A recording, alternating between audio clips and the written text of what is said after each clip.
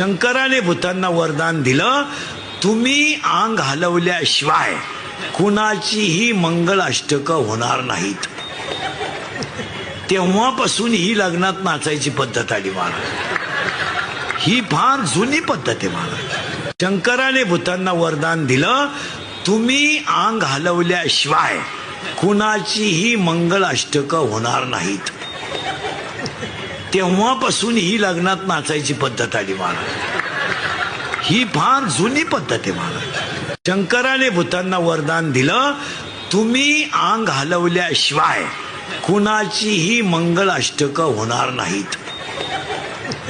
तेव्हापासून ही लग्नात नाचायची पद्धत आली महाराज.